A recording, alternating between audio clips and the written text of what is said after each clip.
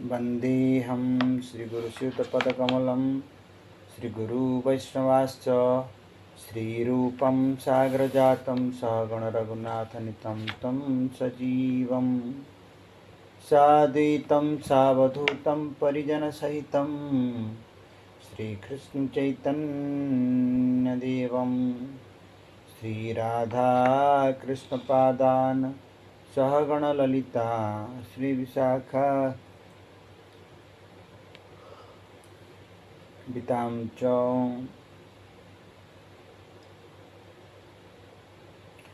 नमो ब्रह्मण्यदेवाय गोब्राह्मणहिताय च जगद्हिताय कृष्णाय श्रीगोविन्दाय नमो नमः। हे कृष्ण करुणा सिन्धु दीनबन्धु जगत्पते गोपीश गोपिकान्त श्रीराधाकान्त नमस्तुते। तप्त कंचन गौरांगी श्रीराधे वृंदावनेश्वरी वृषभानुसुते देवी त्वं नमामि हरिप्रिये। ओम नमः भगवते वासुदेवाय। ओम नमः भगवते वासुदेवाय। ओम नमो भगवते वासुदेवाय। ओम श्री विष्णवे नमः। ओम श्री पुराण पुरुषोत्तमाय नमः। श्री मनमोहन वेदव्यास प्रणीत श्री प्रथम पद्म पुराण प्रथम अध्याय मंगलाचरण। ओम स्वच्छं चंद्रावदातं क्षोभसञ्जातफेनं ब्रह्मोद्भूति प्रसक्तै व्रतनीयमपरै सेवितं विप्रमुख्यै। ओंकारालं कृतेन त्रिभुवन गुरुणा ब्रह्मणा दृष्टिपूतं संभोगा भोगरम्यं जलमशुभहरं पौष्करं पुनातु। पुराणों का उपक्रम और उनका स्वरूप आज वर्णन करेंगे। जो चंद्रमा के समान धवल एवं स्वच्छ हैं, जिनमें हाथी के सूंड के समान आकार वाले घड़ियालों की संचरण करने के कारण फेन उत्पन्न होता रहता है। ब्रह्मा जी की उत्पत्ति की कथा वार्ता में संलग्न व्रत एवं नियम परायण श्रेष्ठ ब्राह्मण जिनका सेवन करते हैं, ओंकार का जप करने वाले ब्रह्मा जी ने जिसे अपने दृष्टि से पवित्र बना दिए हैं, जो पीने में अत्यंत स्वादिष्ट तथा अपने विशालता के कारण अत्यंत रमणीय है। वो पुष्कर तीर्थ का पापों को विनष्ट करने वाला जल हम सबको पवित्र बना देते। एकांत में बैठे हुए तथा व्यास जी के शिष्य उग्रसभा नामक सूत से महाबुद्धिमान रोमहर्षण नामक सूत ने कहा, हे वत्स, ऋषियों के आश्रमों में जाकर जिन धर्मों का तुमने मुझसे जिन पुराणों का श्रवण किए हैं, उन सबों को मैंने तुम्हें सुना दिया। अब उन संभा को तुम मुनिजनों को विस्तार पूर्वक सुनाओ। प्रयाग क्षेत्र में धर्म को चाहने वाले मुनियों ने जिस प्रकार से भगवान नारायण से प्रश्न किए थे और उन्होंने जिस प्रकार से उन्हें उपदेश दिया, उन्हें श्रवण करो। वे ऋषि गंगा तट पर सर्वव्यापक तथा सर्वहितकारी भगवान से पवित्र स्थान को जानना चाहते थे। उन सबों से भगवान ने कहा, यह चक्र सुदर्शन सुंदर नाभि वाला तथा दिव्य रूप वाला है। यह सत्यगामी कल्याणकारी विक्रम संपन्न तथा अनुपम है। आप सभी सावधानी पूर्वक तथा नियम का पालन करते हुए इसके पीछे पीछे जाए ऐसा करने से आप लोग उस पवित्र स्थान को प्राप्त कर लेंगे। इस जाने वाले धर्म चक्र की नेमी जहाँ विषिन्न हो जाए उसी को पवित्र स्थान मानना चाहिए। उन सभी ऋषियों से इस प्रकार कहकर श्री भगवान अंतर्ध्यान हो गए। उसके बाद वो धर्म चक्र गंगावर्त नामक स्थान पर गया और वहां वो निमिषीर्ण होकर गिर पड़ा। उसके बाद ऋषियों ने वहां उस नैमिष क्षेत्र में दीर्घ सत्र के द्वारा भगवान की आराधना प्रारंभ की। तो वहां पर जाकर उन ऋषियों के धर्म के विषय में होने वाले संदेह को दूर करो। उसके बाद ज्ञान के स्वरूप को जानने वाले उग्र सभा सूत जी उन श्रेष्ठ ऋषियों के पास गए। उनके पास जाकर उन्होंने उन ऋषियों को हाथ जोड़कर प्रणाम किया। मेधा संपन्न सूत जी ने साष्टांग प्रणाम करके उन ऋषियों को संतुष्ट किया। वे सत्यनिष्ठ महर्षिगण ने भी सदस्यों के साथ प्रसन्न होकर एक साथ महात्मा सूत जी की सविधि पूजा की। ऋषियों ने पूछा, हे सूत जी, आप यहाँ पर किस देश से आए हैं और किस लिए आए हैं? हे देवताओं के समान कांति से संपन्न, आप अपने आने का प्रयोजन बताइए। सूत जी ने कहा, व्यास जी के बुद्धिमान शिष्य मेरे पिता रोमहर्षण ने मुझे आदेश दिए हैं कि तुम जाकर मुनियों की सेवा करो तथा वे जो पूछे उन्हें बतलाओ। अतएव हे ऐश्वर्य संपन्न मुनिजन, आप लोग बतलाए कि मैं आप लोगों को कौन सी कथा सुनाऊं, पुराणों को या इतिहास को या अनेक प्रकार के धर्म को। उन श्रेष्ठ ऋषियों ने सूत जी की उस मधुर वाणी को सुना। उसके बाद रोमहर्षण सूत के पुत्र तथा विश्वस्त विद्वान उग्रसभा सूत जी को देखकर उन लोगों की पुराण का श्रवण करने की इच्छा हुई। उन सत्र के कुलपति सभी शास्त्रों के में निपुण शौनक महर्षि थे। वे मेधावी तथा विज्ञान रूपी आरण्यक भाग के प्रवक्ता थे। धर्मों का श्रवण करने की इच्छा वाले सभी महर्षियों से उनकी श्रद्धा का भाव जानकर सूत जी से कहे, महाबुद्धिमान सूत जी, आपने ब्रह्मज्ञानियों में श्रेष्ठ हैं। भगवान व्यास जी की अच्छी तरफ से उपासना इतिहास एवं पुराणों का ज्ञान प्राप्त करने के लिए किया है और उनकी पुराण विषयनी मंगलमय बुद्धि का अच्छी तरफ से आपने लाभ उठाया है। हे महाबुद्धे, इन श्रेष्ठ ब्राह्मणों की इस समय पुराण की कथा को सुनने की इच्छा है। अतएव आप उन्हें ही सुनाइए। अनेक गोत्रों के ये सभी महात्मा ब्राह्मण यहाँ पधारे। अतएव ये सभी ब्रह्मवादी अपने अपने वंश के विषय में पुराणों में वर्णित अंश का श्रवण करें। इस संपूर्ण दीर्घ सत्र में हे महामते, आप इन सबको पद्म पुराण की कथा सुनाएं। पद्म कैसे उत्पन्न हुए, उन पर ब्रह्मा जी किस प्रकार प्रकट हुए, उत्पन्न होकर उन्होंने सृष्टि कैसे रचना की, इन सारी बातों को आप इन लोगों को सुनाएंगे। इस प्रकार से पूछे जाने पर रोमहर्षण के पुत्र सूत जी सूक्ष्म अर्थ से परिपूर्ण सुंदर न्याययुक्त वाणी से कहने लगे, महर्षियों, आप लोगों के पुराण विषयक प्रश्न को सुनकर मुझे बड़ी प्रसन्नता हुई।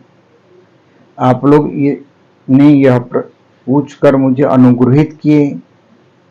धर्मपरायण तथा पुराणों के अर्थ को जानने वाले महापुरुषों से मैंने जैसा सुना है उसी तरफ से मैं उन पुराणों के अर्थ को आप लोगों को बतलाऊंगा, श्रवण कराऊंगा। सूतों का यही सनातन धर्म बतला, सूतों का यही सनातन धर्म बतलाए कि वे ब्रह्मज्ञानी महापुरुष इतिहास तथा पुराण में जिनका वर्णन किया है, उन देवताओं तथा निस्सीम तेज संपन्न राजाओं की वंश परंपरा को याद रखे और महापुरुषों की स्तुति करे। कहीं भी सूत जाति का वेदों में अधिकार नहीं बतलाया गया। जिस समय बेन के पुत्र महाराज पृथ्वी का इंद्रजाग हो रहा था, उसमें बृहस्पति स्वयं आचार्य थे। उसी समय सूत और मागध की उत्पत्ति हुई। मागध तथा सूत इन दोनों ने महाराज पृथ्वी की स्तुति की। उससे प्रसन्न होकर महाराज पृथ्वी ने वरदान के रूप में सूत को सूत देश प्रदान कर दिए और मागध को मगध देश का राज्य दे दिए। क्षत्रिय के वीर्य से ब्राह्मणी के गर्भ से उत्पन्न होने के कारण इनका नाम सूत हुआ। गुरु का हविष्य शिष्य के हाथ से संपृक्त होकर नीचे तथा ऊपर की धारा से गिरा। उसी से वर्णशंकर की उत्पत्ति हुई। वे वर्णशंकर क्षत्रिय की वीर्य तथा ब्राह्मणी के गर्भ से उत्पन्न हुई थी। उसी से इंद्रिय बाह्यस्पत्य यज्ञ से सूत उत्पन्न हुए। पहले साधर्म्य सदृशता होने के कारण वे सूत जाति में उत्पन्न लोगों के लिए ये मध्यम कोटि के धर्म बतलाए गए हैं। ब्राह्मणों ने मेरा पुराणों में अधिकार बतलाया है। आप सभी ब्रह्मवादी हैं, अतएव धर्म का विचार करके ही मुझे पुराणों की कथा कहने को आप लोगों ने कहा है। अतएव मैं पृथ्वी पर ऋषियों द्वारा पूजित पुराणों का अच्छी तरफ से वर्णन करूंगा। पितरों की मानसिक पुत्री उपरिचर वसु के वीर्य में इसलिए प्रविष्ट हो गई कि पितरों ने उनका अपध्यान किए। वही उपरिचर वसु के तेज से उत्पन्न होने के कारण अरणि से उत्पन्न अग्नि के समान दीप्यमान रूप में मत्स्या के गर्भ से उत्पन्न हुए। उस मत्स्य गर्भा के ही गर्भ से महर्षि पराशर के पुत्र तथा अत्यंत पवित्र महर्षि व्यास जी उत्पन्न हुए। उन सत्य स्वरूप तथा पुराणों के सृष्टा पुराण पुरुष तथा ब्रह्मा के वाक्य का अनुवर्तन करने वाले भगवान विष्णु के अंश अवतार तथा श्लाघ्य व्यास जी को नमस्कार करके मैं आप लोगों को पुराणों की कथा को सुनाऊंगा। उपत्र होते ही व्यास जी को संग्रह अंगों और उपांग के साथ वेद उपस्थित ज्ञात हो गए। उन्होंने अपने बुद्धि रूपी मथानी से वेद रूपी सागर का मंथन करके संसार में महाभारत रूपी चंद्रमा का प्रकाश फैलाया, अर्थात वेदों के सार रूप से महाभारत का निर्माण किया। महाभारत सूर्य तथा भगवान विष्णु यदि ये तीनों नहीं होते तो अज्ञान अंधकार से आवृत संसार की न जाने कौन सी अवस्था होती। कृष्ण द्वैपायन व्यास को भगवान नारायण ही जानना चाहिए।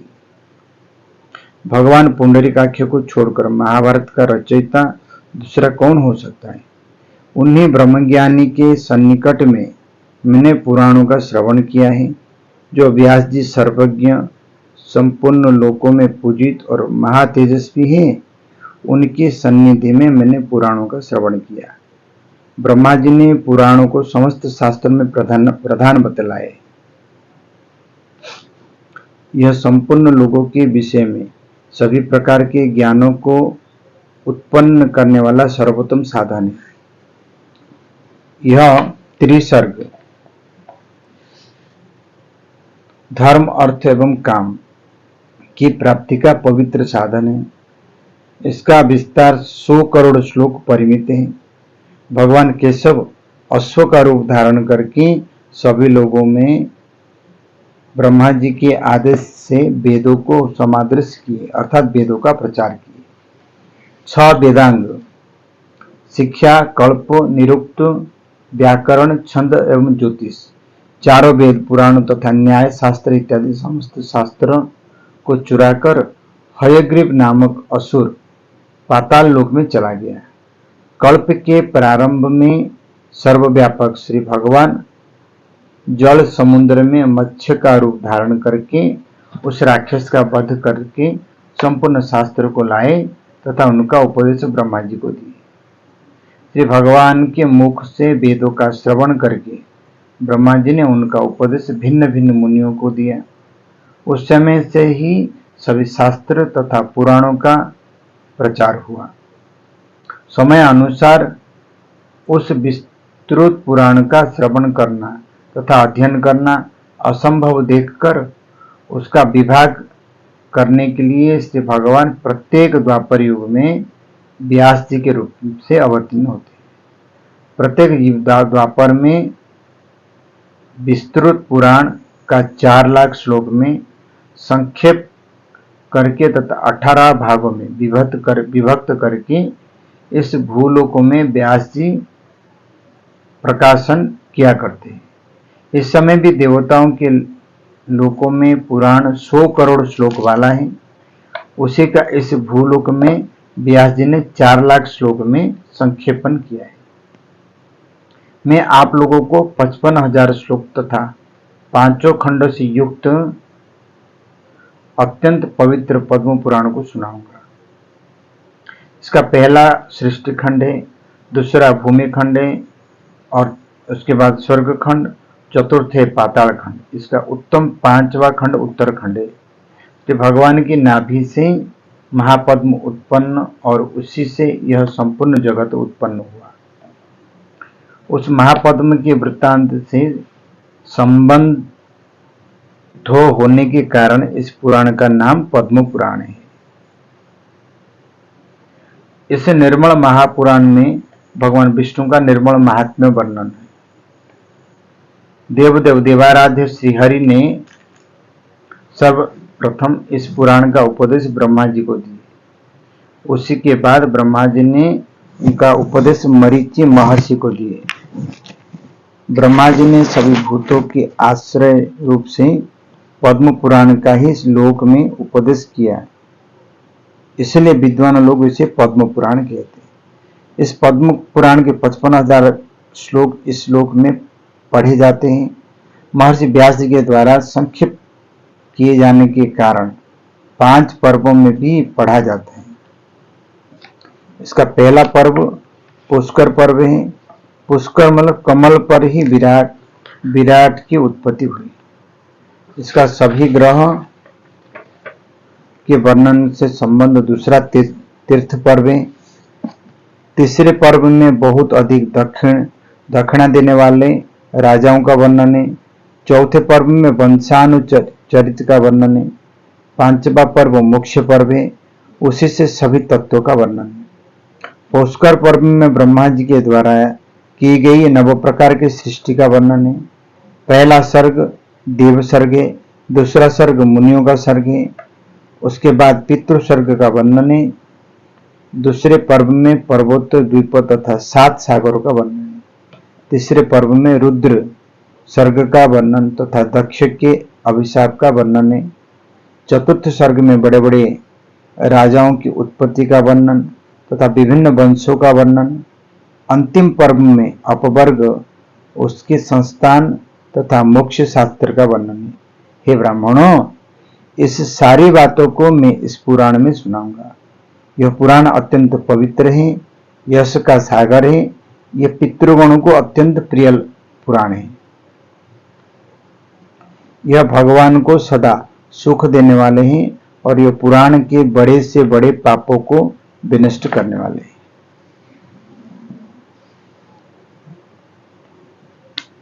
पद्म पुराण की सृष्टि खंड की ये पहला अध्याय पूर्ण हुआ। आगामी अध्याय उसके बाद करेंगे। जय जय राधे श्याम। नमस्कार।